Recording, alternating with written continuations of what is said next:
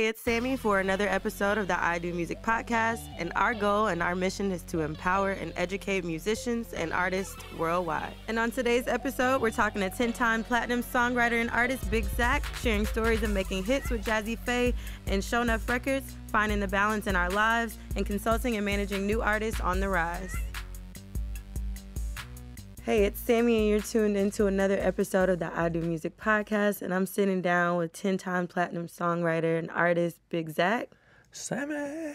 What's going on? What's up, baby? How you feeling? I'm blessed, and That's healthy.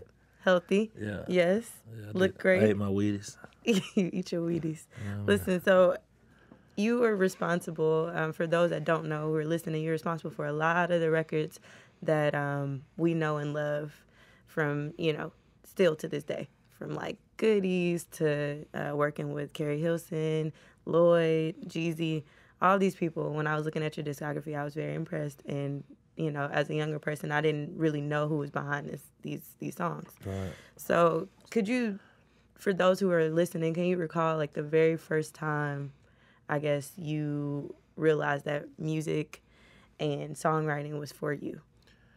Yeah, it was, my story is a little unique because I never knew exactly what my calling would be, my purpose or whatever, So I owe a ton of credit of my musical journey to, well, I would say this. Okay, so it was an artist by the name of Kool-Ace that was actually a barber that was in my dad's barbershop. And my father saw me he knew I was kind of off the chain. So he told his barber, who was, a grown adult, 28, 29 years old. Well, I might have been 19 or something. And he told me, he said, yo, take care of my son, because he saw me kind of being impressed by the older fly guys that come through the barbershop. And one of the guys that came through the barbershop, ironically, was Noonie Lee. Oh, wow. And he used to come to one of the other barbers there. So, all right, so Kool-Ace took me to MC Breed in Too Short. Cool was just swimming in money. He had limos every day, we was just living ghetto fabulous. And, that's when the writing idea aspect of music came. We'd be at Curtis Mayfield studio, and Kool-Ace is the first person to put me in the booth. Now, Cool, you got your shout out. Don't ever chart. He was mad at me about the Greg Street drop that I didn't mention him in the history of Atlanta, but Kool-Ace is the first person to put me in the booth. And he was like, man, dog, you giving me all these ideas, because I would tell people, I just blurt stuff out. And this will sound good right here, and people would use it. You know what I mean? And so it was like, he was like, man, get on this song. So I got on this song called Just Another Day or something like that. And then, we started going around MC Breed. And MC Breed was like, it was Tupac's homie, so it's like, big deal. Yeah, he's a big deal. Yeah. Ain't no future in your front. I got to get mine, you know what I mean? So he from Kurt know about Breed, how big he was in the Midwest, everywhere. So it was actually MC Breed and Too Short was some of the first national rappers that lived in Atlanta, and Eric Sermon, right? So you got a dude from Oakland, you got a dude from Flint, Michigan, and you got Eric Sermon from New York, right? So, and that circle got real small at a certain point because everybody be at the rim shop. It's like hip hop was it was an underworld. It was an underground community. You just had to know where to go. You had spots on, downtown in Buckhead where you can just go get on the mic and, just freestyle. But it was popping. All the live girls was there, all the hot, just everything, So back to MC Breed, Cool took me through there. And, we just forged a friendship, and, then we started a creative relationship. And he put me on a song with Backbone on his album. And actually, I might have made 2 on that record, but I just started recording so many songs with him. And you were like featured on the song. Like as an artist. Dope. Right? So it started out as an artist, so it's like, I'm doing these songs with him and, and they are appreciating what I'm saying. It's something different about what I'm saying, how I'm saying it. So, the exposure that came from that led to Too Short and me doing you know, records with Too Short, and you know, these relationships would come back to play a role in my songwriting career. Right. As an artist. Gotcha. Okay, so and I'll never forget Too Short, when I met him, he quoted one of my lyrics. He he quoted something I said. He was like, okay, conditioned air. Because I said, conditioned air inside revving high power engines. And that was a line from that. And he said, when he met me, conditioned air, like, that must have caught him. You know what I mean? So it was, saying I ended up doing, later on, I ended up doing 7 songs on Too Short's Blow Your Whistle album. Wow. 7 songs. Lil Jon and Jazzy both executive produced the whole album. And when Jazzy had like 10 records that he recorded, and I wrote 7 of them. And I wrote for, you know, one of the icons, you know, in hip hop, you know. Right. So back to the journey. So from that, then I got into a little trouble. I went to jail for 15 months. I came home and I was just like, man, what I'm gonna do? I gotta get paid, because music is cool, it's fun, but I got a son. You know what I mean? I've been gone for 15 months. You know, I gotta make up. You know, so I was going to fashion school, and I started, you know, enrolled in Barter College, got myself, you know, just all the way in. But I would go to the studio at night, you know, because it still was calling me. It still was pulling me. So when I would go up there, I'd be listening to beats, you know, hearing jazz. Jazzy was on fire. When I got locked up, Jazzy took off. He was in every magazine, every video. Rewind a little bit and tell me how you even linked with Jazzy to begin with, because I think that's like a pivotal point. Yeah. So, I jumped all over that. So when I got to MC Breed House was the network. That was the whole, you know, that was the pool right there of all the talent, all right? Yeah. And that's when I met Jazzy. Gotcha. Right? So I met Jazzy at MC Breed House, and we started, you know, we just clicked. So Jazzy ended up coming from Breed House, because Breed would have 20 artists there. He had One Puff Music. He'd have 20 artists there. And it was just like, you know, what's that show Puff had where they had to walk to get the cheesecake? Making the band. It was one of them type situations, you know what I mean? So Jazzy was seeing it out. He was like, I'm going with y'all. You know what I mean? He from Memphis. You know what I mean? Blonde hair. He used to have the hoop earrings and just animated as he is now. But just on times 10, you know what I mean? And he came with us. So he ended up becoming my best friend. He stayed with us at a house called the Icebox in Adamsville in the west side of Atlanta. And that's how a lot of people know Jazzy. They know him from, oh, that's Zak, bro. That's how many be with Zak, you know what I mean? Just, you know, and then, you know, he took off. So back to where I was, when I got in trouble, Jazzy things started happening. The Tila Show Enough, the Show Enough record, the actual song Show Enough. Then Tired of Ballin', then he started getting songs with E40 and Snoop Dogg and all these big artists, you know, Ludacris, and I mean, it's just everybody, you name it, you know. So when I came home, you know, he was on top. You know, he did a record with Tupac, for crying out loud, you know. So, and it's hard to have somebody that close to you, that successful, and, you know, you not have any interest or any contribution or any, you know, any idea towards something. You know, it's gonna get your wheels turning. So, you know, he'll come get me, you know, go to the studio, you know, he'll come pick me up. And I'm somebody like, I'm getting back on my feet, you know, so, and I just started, you know, it jumped back on me, you know, and so you got rid of the fashion school? Like, what were you? No, so look, I'm still in fashion school. Okay. I'm still in fashion school, but I'm doing this at night. So I'm going to school in the day, doing this at night, and I was cutting hair at the barbershop, and I remember one day I went to the studio, and Jazzy had this song, and I really just wrote a verse because he couldn't hear nothing, you know, on it. And I wrote a verse and came up with a hook, and it was so crazy that Noon, who Jazzy was signed to, Noon came, and, you know, he remembered me from being a kid in the barbershop, you know what I mean? You know, young dude in the barbershop. And he came, he was like, yo, what you think about writing for Jazzy? You know what I mean? And I was like, I don't know, man. You know, I do it, you know what I mean? But I ain't know it was no real money there. Right, You know what I mean? So I'm like, I got this going on, but I'd already vowed that I wasn't messing with music like that. And the opportunity presented itself, and I remember when it hit the fan was first. It was all about getting Jazzy's product out because they had formed Show Enough Records. They had Sierra, and it got real once Sierra came with the song. She had went and recorded with Lil Jon, and they was trying to find the first single because any potential breakthrough artist or breakout artist got to have that first single that connects. And one of those blurt moments came. She came. We was at Dallas Austin Studio, and she came in the room, and she was a little upset. She was like, we just did this song with Lil Jon, and he doesn't like the idea that we came with. He didn't like the idea that we came with because it was called Cookies or something like that. No, it was called. No, my bad. It was called. It was something else, but it was like he thought it sounded like a fake ice cream.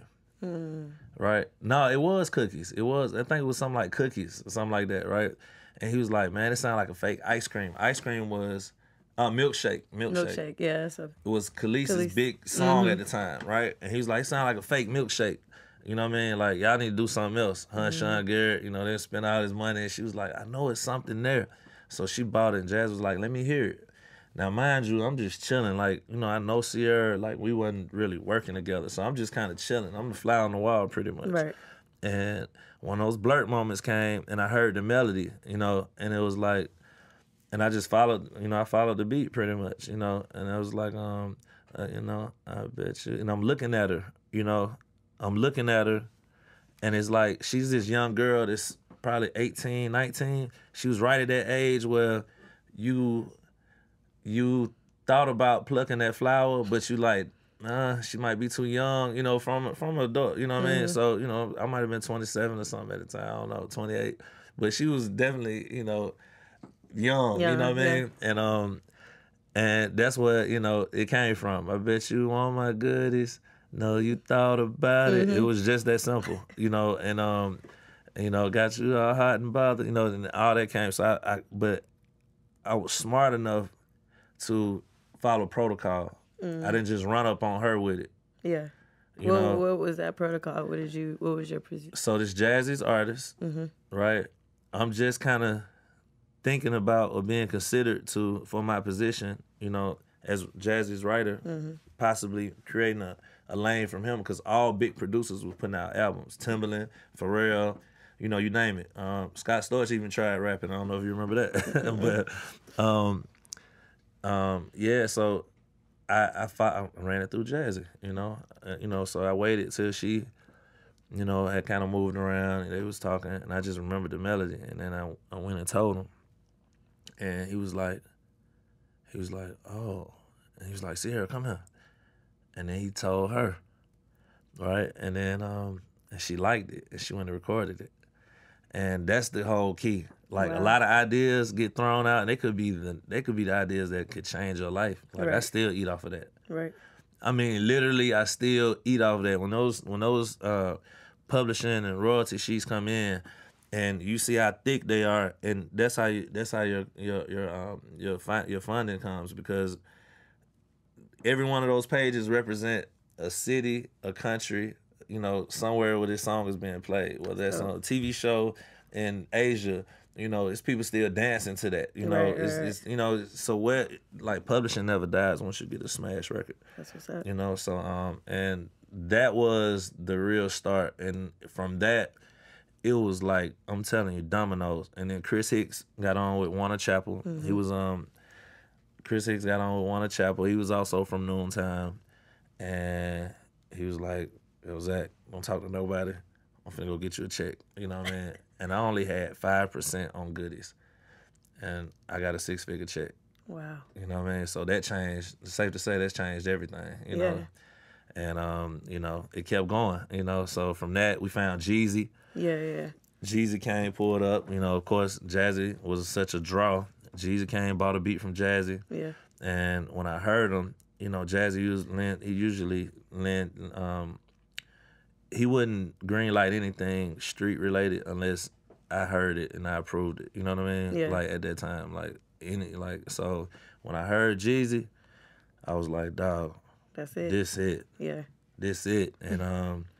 And we just started rocking with him. And, him, Coach K, Kinky B, we just started rocking with him and we was recording songs every day and the BMF was hot. And so, the Jeezy thing parlayed into, we also had Block. Block was a part of Show Enough at the time. Mm-hmm. And, with Block, Block will never say this, but I'm say it and I dare him refute it. I know you're a little stronger than me, but I dare you refute it. Like, so Block had Boys in the Hood. Boys in the Hood, he had it as a super group. He wanted to be T.I., Sean Paul, maybe Bubba Sparks or somebody else, and Trick Daddy. It might have been Bubba Sparks, might not have been, but it was definitely the other three. And he was having the hardest time getting everybody on board. Oh, no, he wanted Ice Cube in it. I'm tripping. And he wanted Ice Cube in it, right? So imagine T.I., Sean Paul from Youngbloods, Trick Daddy, and like Ice Cube, right? So, and he was like, man, we're going to call it Boys in the Hood. Now, Boys in the Hood part was crazy, right? Undeniable.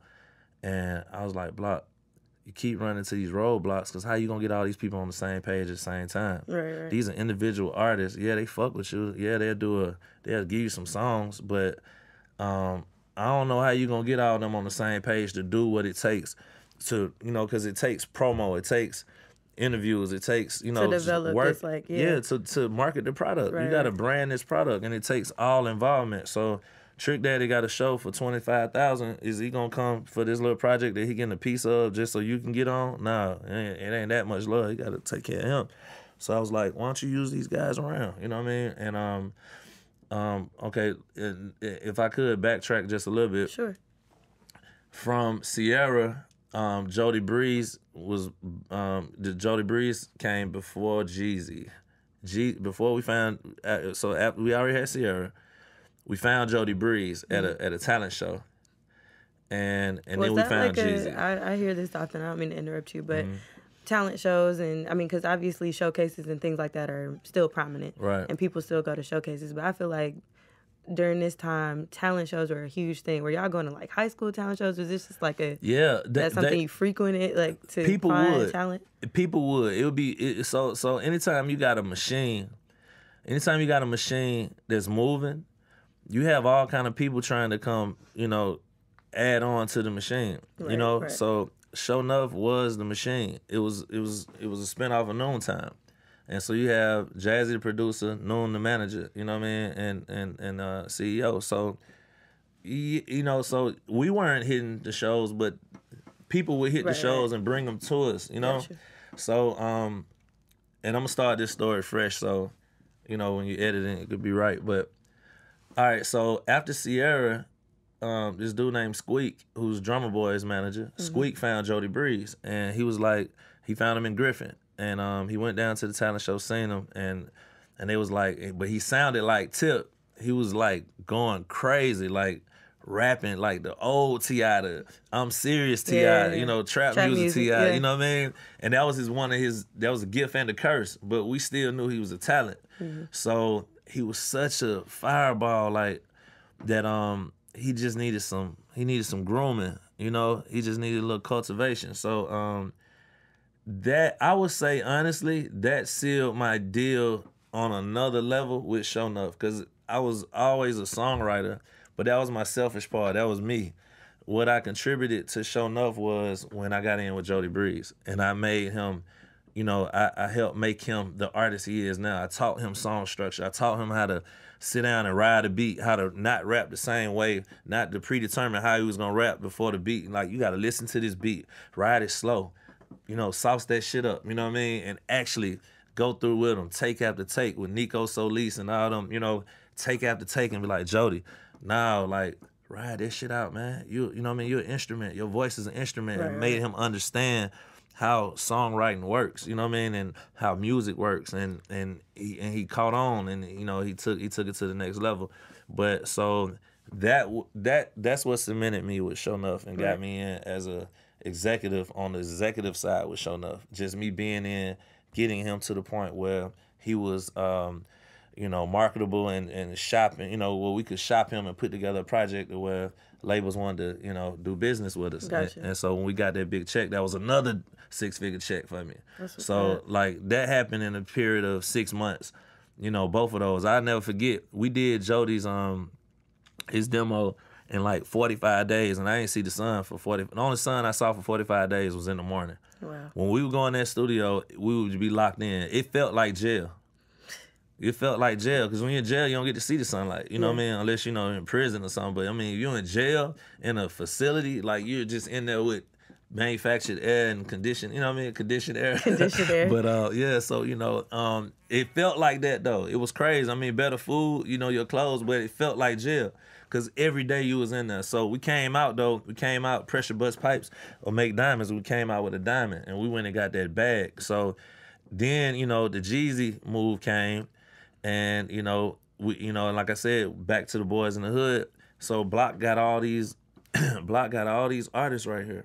And this other artist named Big Duke, he used to, you know, he's coming around, he's a hustler like me. And Big Duke, you know, be at the studio all the time, you know, songwriter too. It's a few of us artists out here that contribute to rap, R&B, like cats like Attitude, you know, Backbone, you know what I mean? It's a few guys that got it, you know what I mean, that was around enough to understand it. I was just one of the ones that kind of, you know, I just kind of sauced my lane a little quicker than them. Yeah, you know, so, but when Block looked up and saw these guys, saw Jeezy, saw Jody Breeze, he had Big Duke, and then he went and got Big Gee, that's when Boys in the Hood was formed. And Block told me, he was like, he said, man, I need a song that's gonna identify them. You know what I mean? And he had Nitty beats. And he had this beat from him. The beat was crazy. And I was like, it just sounded like, it put me in the mindset of like a movie opening up, like the beginning of a movie. You know, the way it come on. Yeah. And I heard it, I was like, yeah, that's the beat. I say, so what you want? He's like, man, it just need to be some shit about boys in the hood, right? And I got in there, I was listening to it.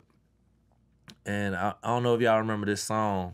It was this girl from D.C., I don't even remember her name, but she was one of the few female rappers, you know, back in the 90s. But she had this song called 5 o'clock in the morning, where you going? Outside on the corner, you better get yourself together. Back then it was a lot more conscious music, but she had this song, and I used to like it, you know what I mean?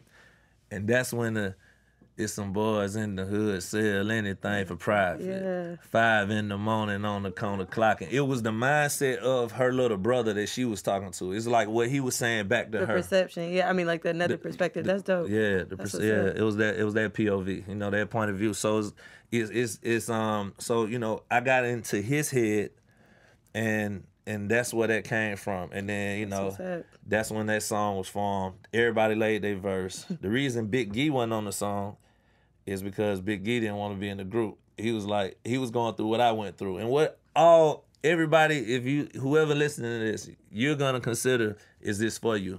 You're going to think about that, you know, because music don't always pay you what you put in it. Yeah. You know. But to kind of put, because I was going to ask you that anyway, to kind of bookmark there, I did see a time or a point in your career where you were like, I'm about to move to Puerto Rico, and I'm about to buy a house there, and, you know, I'm done with this. But then what brought you back to like, nah, I gotta at least put out something and get back to music? It was just like, you be searching, man. It's like you get so drained, you know. My close friend told me, he said, man, he's like, Zach, man, you shine light on a lot of people, man. You know, so sometimes, man, you need the light to shine on you. So, you know, you just get drank sometimes. You just get drank by, what's up, what you doing? You know, back then it was the Blackberries or the Sidekicks, and you just always, you know, you always exerting energy, you know what I mean? And we talking about intellectual property, right? So, you know, just imagine, you know, a builder just got to build all the time, you know what I mean? And it's just like, you know, you got to protect yourself. So when I was going through that phase, it was just me knowing that I needed to get away and kind of just recharge, you know what I mean, and just still feel like you were living, because, you know, it's clear the path. It's clear the path that music can take you. It can bring, you know, tremendous success financially, you know, professionally and everything. But you know, people are drained. You Yeah, know, yeah. people are drained. You know, like you see what people want to do, what Jay-Z is doing. You know, that's the real goal. That's the real goal, to go get you a boat and just sail for a whole 2 months. Live on the boat, city hop, south of France, you know, go over here. You know what I mean? Like you wanna reset, you wanna recharge and not just be about, you know, picking up a bag. You know, in a minute, look at somebody like Future. Just remember I'm telling you this. And Future is a different breed, but I'm just gonna predict this. Cause Future can go. He can go. I've never seen nobody who just Work like that. yeah, who works like him and who is, you know, that is he self recharges. But after you go so much, you need to, you know, you're gonna have at some point you gotta stop. You gotta make a pit stop. You know what I mean? You gotta take off and just, you know, kick it with the kids.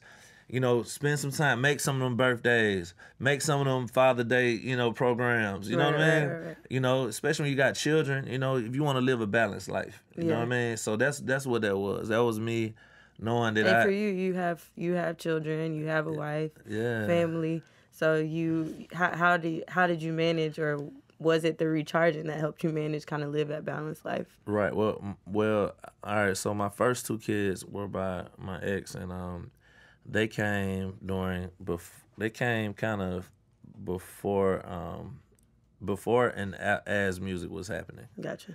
You know, my last two kids and my wife came after music had already happened and Gotcha. proven itself. You know what I mean? So it's a little different.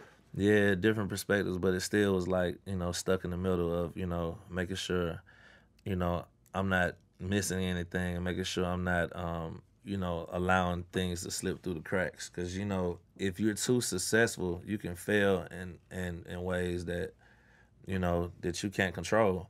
I mean, look at Magic Johnson. You know, as successful he is, you know, his junior son is a queen. No shade, but I'm just saying, like, that's what it is. And I'm sure if he had a choice, he wouldn't have picked that. Of course. You know, so I'm just saying, so you got to think as a father of boys, you know, I got to watch. I got to watch what's going on. And not just for that, but just to make sure, you know, you don't have the Tamir Rice situations. And, you know, you just teaching them how to survive out here, you know. This shit is, you know, it's a real responsibility, you know, wearing that title as father, husband, you know, and for me, marriage was my how can I say this? Marriage to me was my decision that I was gonna do something in decency and order and do it right. You know what I mean? That was my decision to balance, to make sure that I did and made the right decisions. Because this music life, is no boundaries. I mean, it's no boundaries. We talking about real sisters. We talking about, you know what I mean? All types of things. Yeah, it's you know what I mean? It's got it's whatever you know. So if you don't set your own boundaries, right, then you will just be, you know, it's anarchy, you know, personal anarchy in your own life. You know, it's like you don't want that, you know. That's not if you're gonna stay grounded, you know. That's true. So you described yourself as a collaborative ghostwriter. Mm-hmm. First off, what is that? And what does that mean? And what did that mean for you in terms of your career? Because you work with, you talked about working with like Jazzy, you talked about working with Boys in the Hood, but you also worked with, of course, like the Sierras, who making these more like pop records. But for like trap music, nobody wants to say like, oh yeah, so-and-so wrote my song for me. Like, that's not a real thing. Right. But people knew you as a writer, you know what I'm saying? So what is collaborative ghostwriting? What does that mean to you? Well, collaborative, all right, so once again, I'm glad you noticed that, because that's why it's called ghostwriting. Because it's better for everybody if you just keep it ghost and stay on the hush and, you know what I mean, let me go out here and sell these records. Like, I don't, you know what I mean? That's a diss in hip-hop. Yeah. It shouldn't be, but it is. You know, but let me say this. Collaborative is trust. It boils down to trust. You know, it's like, so you have to know an artist and you have to get in the artist's head. You know, so like we sitting here talking, I'm looking at your style, right? And I believe everything is on purpose. I feel like you have everything that you do. I will know what type of thing you would like, because I see you're not afraid of color. I see you not drab. I see you. You know, you embracing your inner beauty. You know what I mean? You're not insecure. You're secure with yourself. So I would, if I could style you, because if I'm around you enough and I'm observing enough, then I'm paying attention, I would know how to put something in front of you, be like, Sammy, look what I got you. And you'd be like, oh, How'd you know? Yeah, I was looking at those. You know what I mean? And that's how you got to be, you know, creatively with rap artists. You know, so, and you got to give what they don't have. So it got to be something that they can't get. You know, that they couldn't have came up with. That's real. Something undeniable. That's the only way, you know, that it works. Or else, if your idea is forgettable or top, you know, it could be top, then it's not gonna make it, you know. So my question is, why do you think that ghostwriting is important for the artist in order to make a great record? Like, is it something that artists need? Obviously, because you've done it for so many years. It's a lot of pressure. You gotta think, artists got a lot of pressure. They recording songs every day, it get monotonous. You know what I mean? That's why I talked about, you know, resetting and detoxing and all that, because you gotta press the reset button. So if you in here every day with a new producer, and you gotta put out an album and you got, you know, 30-something songs already recorded, and you coming in, that's a lot of pressure on you to come to make this $30,000 producer, $40,000 producer, $50,000 producer, and come up with a single. You ain't here with Scott Storch. You ain't here with Lil Jon. You ain't here with Jazzy Faye. You ain't here with, you know, Mike Will or Drummer Boy. Like, they, you know, to rent the big room, there's a lot of A rooms around the country that cost, you know what I mean? And, you know, you talking about $2,000 a day rooms. Yeah. So we got a lot of pressure on this record. We need the record. Yeah. So if it's a dude there that can help me get the record, this one, I look the other way. You know what I mean? Now, you ain't gonna come in here and write my whole album, but I look the other way if you got this idea. And you gotta think, the hooks is the best way to get in. Yeah. You know, now, situation like Too Short, I don't have a lot of. You know, situation like Jody Breeze, I don't have a lot of. You know, Jody, I got a lot of writing credit because I was in there hands-on with him, and it was like I really taught him. Yeah. You know what I mean? So that was just, you know, that just came with it. Now, after that, Jody didn't let me write shit. He didn't want me in the studio. He wanted to just do him because he had what he needed. Right. You know, Too Short, on the other hand, Too Short, he's already a legend. He needs to come in, deliver this album, deliver this product, and get back to the money. Right. So for him, you know, it was an easy go. He's not bound by those limitations of he's already established. You know what I mean? Right. So you know, with Jeezy, Nelly, you know, Nelly. Oh, I did Longest Yard soundtrack. That was an interesting story, right? So Nelly had this movie he was doing with Burt Reynolds called Longest Yard or whatever, and Pharrell had the soundtrack. So look, it was Pharrell had a big song, Timbaland had a dope song, and we was trying to get it right. So we had a relationship with Nelly manager T Love, and he gave us a shot at it, but they still weren't sure, you know what I mean? And he had just did a big record on this other movie called I think it was Deep Blue or Blue Streak or something. It's called Number One. You remember that? You know what I mean? I am number one. And it was huge. And they gave him like $250,000 for it. Wow. So this was the follow-up to that. You know what I mean? Him actually starring in the movie, you know, being in the movie and having that opportunity. Yeah. So they gave us a shot. So we get flown out to L.A., studio, et cetera, et cetera. And and it was this one beat Jazzy had, and I was like, Jazz, that's it. Keep going on whatever you're doing right there. So he was playing on some certain drums, and he came with that boo, boo, boo, boo, boo. It was just crazy, boo, boo, boo, boo, boo. And I was like, dawg, that's it. And then, you know, we pulled up a drink, because we was going to go to the club, get a little motivation, but we ain't had time. LA clubs closed so early. So early, yeah. Yeah, so, man, I heard it, and I was like, every time the beat go, boo, boo, boo, shake that ass, girl. You know what I mean? And it just came, but it was in Nelly's melody. You know what I'm saying? So when he heard it, I skipped past them niggas. See what I'm saying? I skipped past the greats, the Timberlands, you know what I mean? Yeah. The combination, the marriage of Jazzy's beat to Nelly's melody made that a shoe-in. You see what I'm saying? So when something is a perfect fit, you don't give a damn who made it. When it's a perfect texture, perfect fit, it's custom, you don't care who made it. They ought to knew it because now you feel like you own it. You know what I mean? So and that's what you know, and that's how you get the best results. You know, getting in people's head, you know, listening to other people's music. You know, don't just be listening to think what you would say on it. Right. No, listen to them. Catch their vibe. Let them influence you. Let them infiltrate your vibration so you can understand it, you know, and then when it's time, you can repurpose it. So you mentioned being a fly on the wall earlier, and I wanted to really get to this. I read that people say that they would see you in the studio all the time, or, you know, like you were always in the studio, but until later on in your career, they didn't really know what you did. Right. Why was that important for you to kind of let your work speak for itself and not being like, hey, you know, like the more animated, I'm in your face, like I'm this guy, I did this. Right. I think it's important to stay in your lane though. If you wanted to keep going, you need to keep, you know, if it's a shot for it to keep going, you want to keep that going as long as possible. So the people that know, the check writers, the artists, the producers, you know, but then, you know, a lot of managers and stuff like that, or I don't know, you know, just, you know, hanger-ons or media outlets, they didn't really know, you know, and when I knew I needed to get that out creatively, when I knew I needed, you know, I had that, I knew I needed to do my own album, and that's when I did Major Visibility. Right, and perfect that you went into that, because Major Visibility I had no idea about. But isn't that ironic?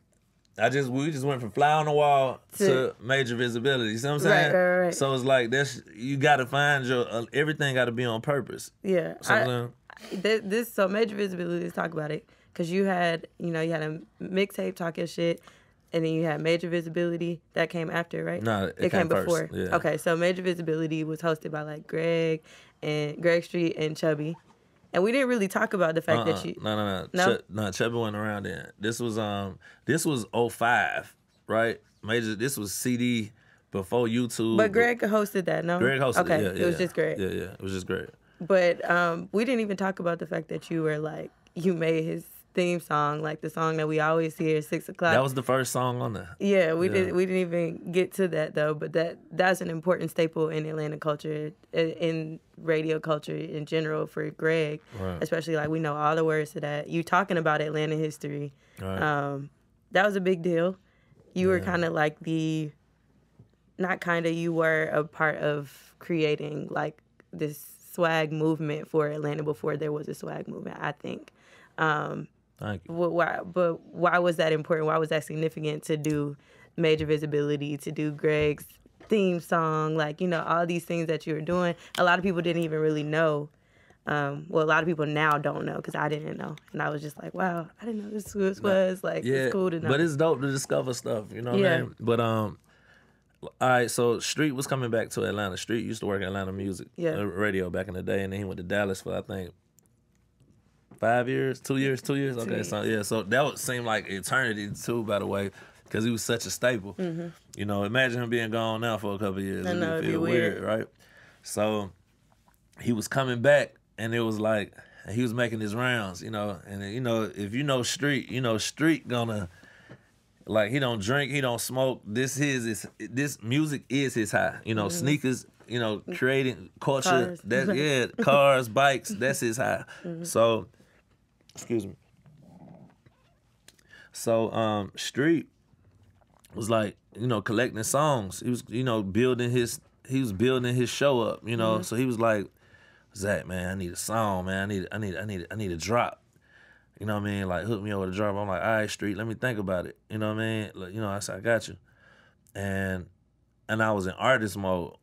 And you know, and actually I had written an album for Jazzy and CeeLo.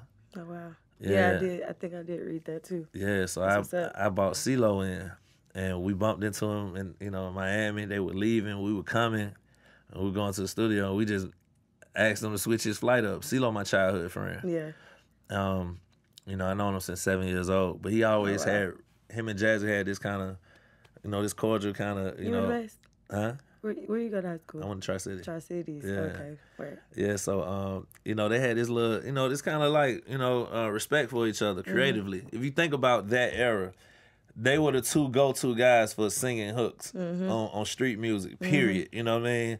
From Draw in the Wind to, you know, everything Jazzy did. You know what I mean? So, yeah, you just had, they were the two guys. And, you know, and they both had this similar heights and, you know, bellies and statues and all that, right? And jury. And, you know, they were kind of like two peas in a pot, right? So it just made sense, you know? And then, so I quarterbacked that play, and you know, we did this whole album, you know, and we got our deal with, we did our deal with Capitol Records, and once we finished it, they went on tour. So mind you, we're in a zone. We had been in Patchwerk every day for probably 4 months, you know what I mean? And they're on tour, and I'm home, you know what I mean? I didn't go on the tour with them, so while I was home, we were still, you know, the wheels still turning. So, you know, and that's when they came, and I just, boom, hit the studio. And I was like, all right, what I'm going to talk about, how I'm going to make this shit last. Because at the time, MC Breed had Greg Street show. It was like, it's 6 o'clock, it's time for Street to rock. Yeah, you know what I mean? So that's why when I started, I say, Breed, you had the intro for 10 years, scoot over. You know what I mean? That was my little jab to my big homie, right? And, you know, and I looked at the scene, because you got to remember this 05. That is BMF's era. Yeah. 03 to 05, like 05, 06, something like that. That was the BMF era. And Atlanta had never seen anything like that. Period. Atlanta was an organized noise city. Yeah. Outkast used to have a Halloween Christmas party like that. I mean, that was just the one. That was like a nightclub prom. You know what I mean? Like, I'm telling you, that was the highlight. But now you starting to get these highlights every night with, you know, Alex, the promoter, and Magic City and all the strip clubs. You know what I mean? These dudes was just going crazy. Yeah. You know, in the studio, this same studio right here would be full of champagne, money, weapons, girls, jewelry. I mean, just on their person. Just personally, each one of these individuals that you see around the room would be just like loaded. Cars, crazy. It was a car show out there. Am I lying, Kurt? A real car show. I'm telling you, it was like Kurt Kurt would stay in the office up there and get the hell on at a certain. That's how Kurt got on schedule, because he's like, I don't be up there at night, man. Y'all all right, cool. Y'all need anything? Holla, whoop, whoop. And that was going on every day. And they would literally run every red light from here to Magic City. You know what I mean? Like, police wouldn't even fuck with them. I've never seen nothing like it. So, you know, me seeing that, I just felt like the city was changing, and I felt like we would, if I didn't record that, that's why I said it was my responsibility, because if I didn't record that, I don't think people would have nothing to talk about. Like, as far as the old Atlanta, the real Atlanta that built Atlanta, the cornerstone of Atlanta, the foundation is Goody Mob. This is a conscious city. We wasn't on that shit. That was some DC shit. That mentality was on some. That was, we were conscious. You know what I mean? CeeLo, I don't recall ever graduating at all. Sometimes I get some just a disappointment to y'all. It was like, get up, get out, get something. Yeah. It was like, everything was about motivation. You know what I mean? But it wasn't thug motivation though. Yeah. So this brought along thug motivation. Street motivation. It was like, go for it. Yeah. And I ain't saying there's nothing wrong with it. I'm just saying it changed. Yeah, the message changed and the visuals changed. So that was my way of paying homage to the city that, that built, to our era that built this city. And we appreciate it. Yeah. Appreciate it. We know all the words. Everybody still know all the words. It's cool. It was intentional. I love that. And I think that is what is inspiring about what you've done over the years in terms of all of your writing. I think all of your moves were intentional. Another thing it's kind of, I be digging. You tweeted about a month or so ago that you can't have a testimony without a test. And I feel like, I've heard that before, but particularly from my generation, we expect like overnight success. Nobody really wants to work for anything. They call us the microwave generation. How does that tweet display, like, I guess, the exact opposite of that, and why is it important to have the test before the testimony? All right, because you want to appreciate it, so if, you get your shot, you got to make your shot. And the only way you make that shot is those 10,000 hours. You see what I'm saying? The only way you make your shot is, the only way you keep your cool is knowing, what it felt like when it was hot. You know what I mean? And you don't never want to go back to that. That's the fear. You got to be a little afraid. You know what I mean? And if you get it too quick, too soon, that's scary. And so you gotta have that test. And that's the only way you really know what you're made of. Tests build character. They tell you a lot about yourself, so you're ready for situations when they arise. And through this music stuff, like, I ain't gonna act like it was no cakewalk. We had real street situations going. We had real problems. People would, anytime money is involved, you had real misunderstandings. Like real misunderstandings. Like, I mean, it's crazy.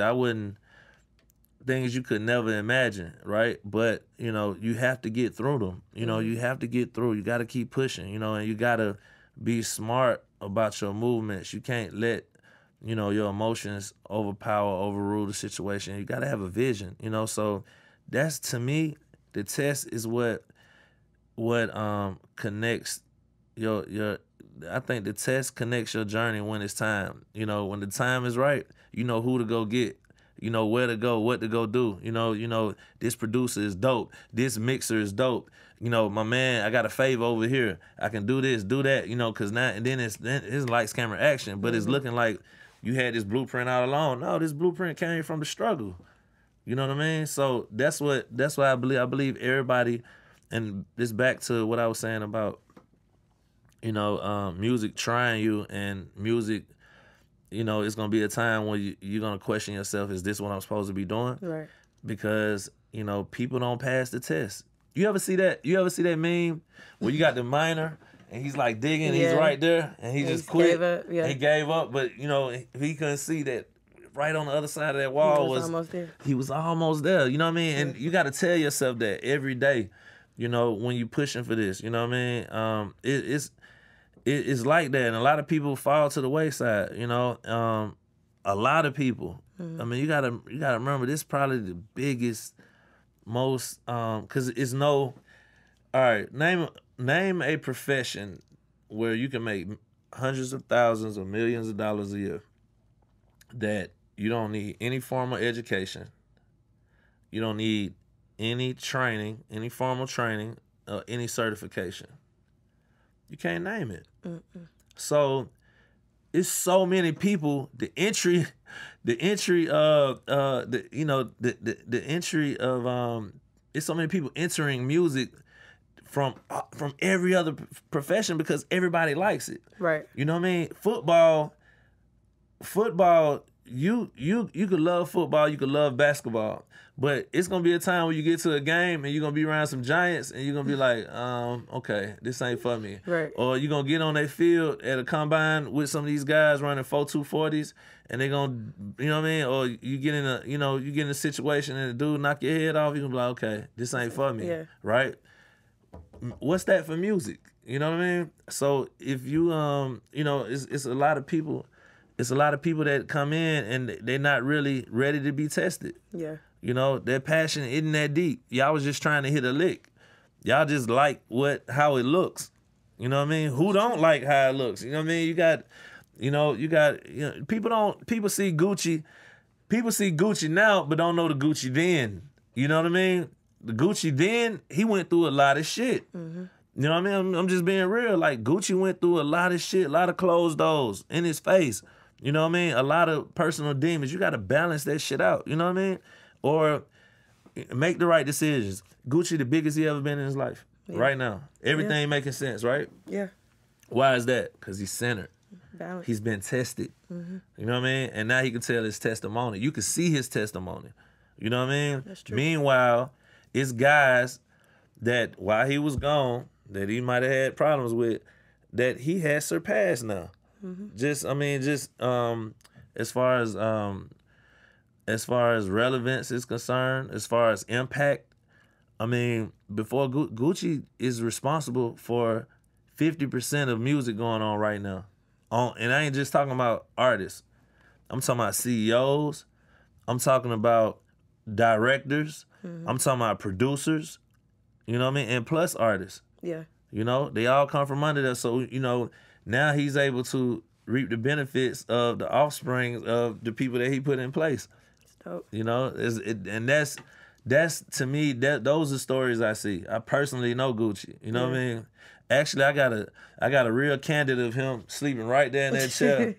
And he fell asleep when he used to drink lean, and he fell asleep with his big ass belly and his jewelry, and he had some money in his lap. And he was just like this, and I was like, man, this picture is so cold. I can't wait to see him and show it to him, man. But yeah, you know, it's like, you know, you gotta have that. And everybody's scared of the test. People want a 6-pack, you know what I mean? But you don't want to not eat the wrong foods and deny your body that food, the wrong foods that you don't need, and you don't want to sweat. You know, so you got to have that. You know what I mean? And anytime it's too hard, that's how you know you're doing the right thing and keep going. That's true. That's true. I had so much to talk to you about. I guess, like, well, one, I want to know, like, what is it that you're aspiring to do now? Are you still actively in the music scene, like still writing? What is it that you're focusing on right now to this day? So now I only write for, I'm gonna tell you what I want to do. I want to do commercials. Right, jingles, commercials, just advertising. Advertising, all the way around the board. That's personally what I want to do. As far as my creative energy, that, you know, I used to songwrite with, I would love to do that. You know, and me having a 5-year-old and a 9-year-old, I get to practice with them a lot. You know, because you know I even go to their schools. I even go to the pre-K and I taught them songwriting. And so yeah, with the kids, you know, we took I told them how to songwrite. I said, what's your favorite song? It was like Whip Nay Nay.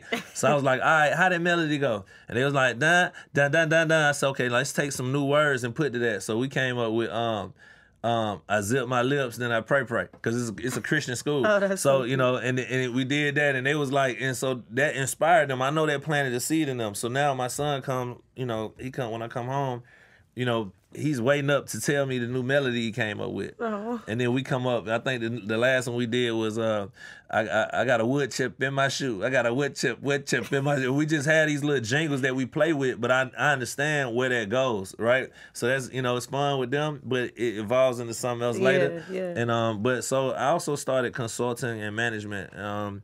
You know, I managed Bando Jones after, I don't know if you heard of Bando. But you come up here all the time.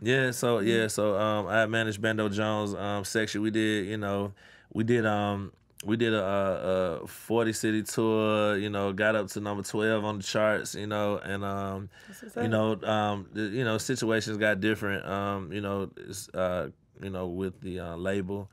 And, you know, so now we're going, and I kind of, from that, evolved into consulting. And my consulting business was more or less just helping, you know, you got to give to receive, you know, so I would help people save money. You know, everybody come in, they getting got, you know, I leverage my relationships and, you know, to put me in position to keep a retainer going and keep me in the loop and keep, you know, pointing checks, you know, in the right directions, you know, and though from that, it birthed some new relationships, and you know it came back around. And one of my guys one of my clients that I was consulting, he bought a group to me that I'm about to start managing. You know, as we speak, they called the Sixers. So check out for them. The guy group. Yeah, it's 1920 SKT Boo and K Kruger. They got a group called the Sixers. They from Six Flags Drive. They call themselves the Sixers. SKT is Scheme Team. That's, you know, Lil Yachty is a part of that. So we're gonna see what happened with that. You know, That's what's up. yeah. So management, you know, just I got gray in my beard now. I can't just be up here all night. You know, man. Come on. I Still looking young, Yeah, you fresh. know. Like you got a lot of energies. Right. It's good. We gotta keep it that way. That's what's up. So I do want to leave you with this. Like you mentioned consulting and you know what you're doing now, but I'm curious to know, over the years, do you realize or do you know your value? You know, I battle with that. That's a great question. I battle with that because I kind of feel like the minute you know it is the minute you start declining or descending. You know what I mean? I feel like, you know, that's the time when you know, I feel like if you, the pick of the litter never knows the difference. You know, that blue pit, he don't know the difference. He sees Brundle, he sees, you know, Tan, Tiger Stripe, there's his brothers, you know, so, you know, and I battle with that. I've always battled with that. I remember my older sister, I got mad at my older half-sister because she told me, my friend, she was like, why you hang around them?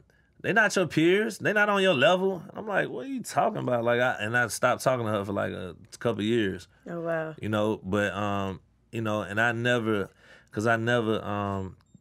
think too highly of myself in that regard. Like, you know, I have a lot of pride, though. You know, I have a lot of, but you don't want, you know, pride come before the fall. So if minutes you get out here, me, you know, and this is a braggadocio, like, this industry is all about bragging, all about, you know, self-centeredness, and, you know, just, you know, so I want to keep I'm trying to stay fair as possible. So, you know, at the end of the day, but you still can't be no pushover. You still can't discount yourself. Right. You know, you only get what you negotiate. Right. So when it comes to that, you do have to know your value, but, you know, you do have to know your worth. Right. But you know, the challenge is knowing your worth and not, you know, being too, you know, not being too, you know, too lofty, too, you know, unreachable, because that's when you lose the magic. Right. It's all about the magic.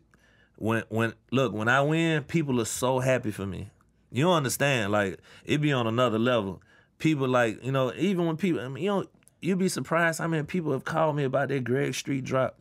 Every one of your Atlanta idols that people have, like, just complimented me, called me, said something about it, like, man, you still going, boy, this shit feel, but I don't even feel like I'm at home if I don't hear this, you know what I mean? Right. And it's like, you know what I mean, that's humbling, you know. So when Kendrick say, be humble, sit down, that shit real. You know, this Kendrick is on top of the world, by the way. Yeah. Does he know that? I don't know if he know it. And everybody give it up to him. Yeah. I don't know if you remember Kendrick coming out party. He had Dr. Dre there, like, this is the king of the West. Yeah. He don't never say that, you know. So I don't know. You battle with it, you know, and you try to just stay humble and stay preserved and keep going, you know. So that's my answer to that. I battle with it, but I do know my worth. I know my contributions. I know what I can do. I know when I'm a part of a situation, it's moving. I know when I remove myself from a situation, I've seen them crumble. Yeah. You know, and that's no diss. That's just facts. You know what I mean? I fell out with my old record label, Show Enough Records, and, you know, I mean, we probably closed a year later. You know what I mean? We had a problem. You know, that's not. It's no diss. But what I'm saying is, when I'm there, I'm contributing. You know what I mean? We're contributing. The minute we're not a team no more and things go different, you know, a car can't roll with a flat tire. I don't give a fuck what kind of car it is. It's going to be a Bugatti. Your Bugatti cannot roll on, but so far on a flat tire. You know what I mean? Or a starter, whatever it is. So, you know, you got to respect the team, you know, and, you know, and you can't do this alone. So do you think that other people recognize your value? I think that's why that's the fulfillment I get out of managing and consulting, is these people know they don't know the answers. You know what I mean? They know, and they're smart enough to know what they don't know. Mm-hmm. And that's what I think. That's what I want to align myself with. You know what I mean? I want to align myself with people like that, because I learn from them. Because they got to the point where they're able to invest in artists and you know, say, fuck a label. I'm gonna be the label. I'm independent and have a real budget enough to hire a retainer. You know, it ain't cheap, but it's, you know, it's the average person can't pay it. Right. You know, so you know, I do think other people know it, but just not people that maybe not a lot of people that have been in positions where they've seen more cats like me. I don't know if they really know. I think some of those people think you're expendable and they can replace you. But if you seen the playoffs last night, you know that you got to have that supporting cat. You gotta have them boys knocking down them threes. You can't hit every three yourself, you know. Right. So so yeah. So I think people outside, people trying to get in, they know your value. People on the way up, people in the middle who right there in the struggle with you, they know your value. I think people higher up, they see you, but I think their value trumps, thinking about whatever your value is. You know what I mean? So you have to play the game.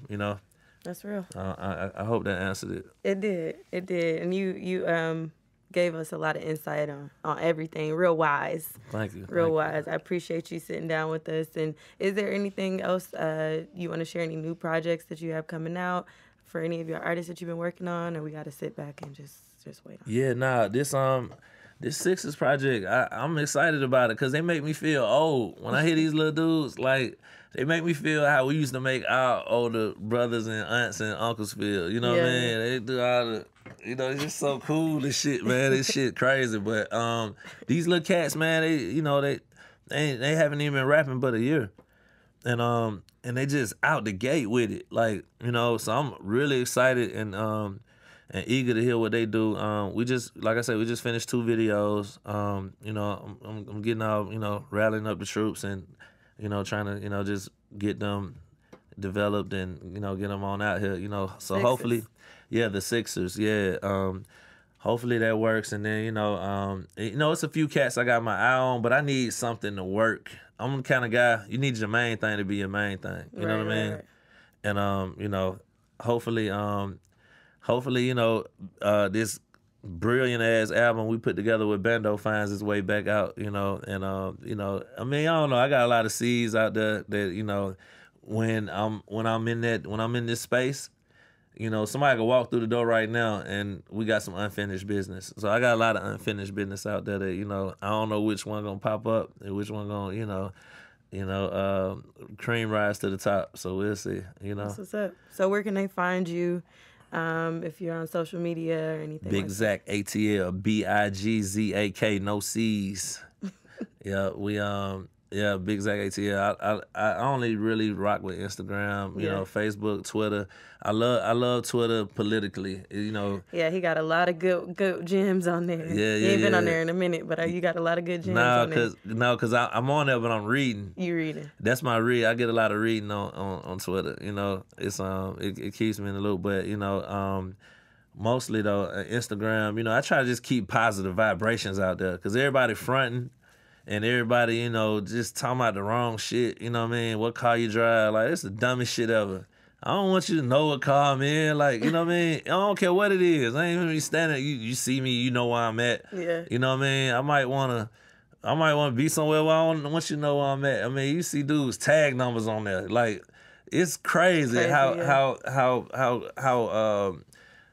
how exposed we are, and how pressed we are, So I try to keep enlightenment, good vibrations, and sharing my story for somebody who might be 15 or 20, 22, and who know about me or whatever, and just them to know that this is what we really think about. Because I think the problem with black men is so many of we tell the news, but we don't tell the weather. We'll show you the fruits of our labor, but we don't show you everything else. And everything else that come with it. So, that's the problem. And I want people to just really understand this shit is really bigger than, material gains. It's really about, finding your center, your purpose, and walking in that. All that money shit will come, and one of my very, very successful friends who's made 9 figures, you can do that math on your own, but I asked him, I said, you know, what's true success to you? And he told me true success is having the ability to refuse money. So until you can turn money down and say, I'm not doing shit, why you think Diana Ross doesn't tour? She don't really tour. She toured when she wanted to. Tina Turner. They have offers all the time. Tony Braxton. They tour. They go run up a bag, and then they sit back and chill for a minute. They have a baby. They work on, you know what I mean? They just, you know, that's what it's about. It's about finding what you like and what you like to do and being a contribution to life, not just music. Right, you know what I mean? right. So, you know, that's why I like to, you know, leave on you know, the impression of people, you know, because I see it all. And at some point, it got to come to the end. Y'all better be taking care of y'all bodies. You know, we lost Pimp C in his what was Pimp C, 38? We lost Pimp C in his 30s. We lost some you know, some DJ. Gerald Levert died at 40, heart attack, stroke. Like, take care of your body, man. Like, be healthy. You know, learn some other things outside of us smoking and drinking every day and just turning up, man. This shit is so much bigger. You know, if you want to see your kids and, you know, graduate and grandkids and you be able to play with them and, you know, do all this good shit. You know what I mean? We got to have that balance, you know. That's why I love Russell Simmons. Yeah. You know, you see him, he builds something up, he flip it, he sell a piece of something, get him 50 million, you know, set his people up. He's still like a little young model. And, you know, every morning he's sitting up there with his legs crossed, just meditating, you know what I mean? Positive. You know, those are the keys, though, to me. You That's know what I mean? up. Appreciate you. No, I appreciate you, Big Zak, ATL. And once again, y'all can always find me at Sammy Approved on all social media. Thank y'all for tuning in. It's the I Do Music Podcast. Being. Sonically superior.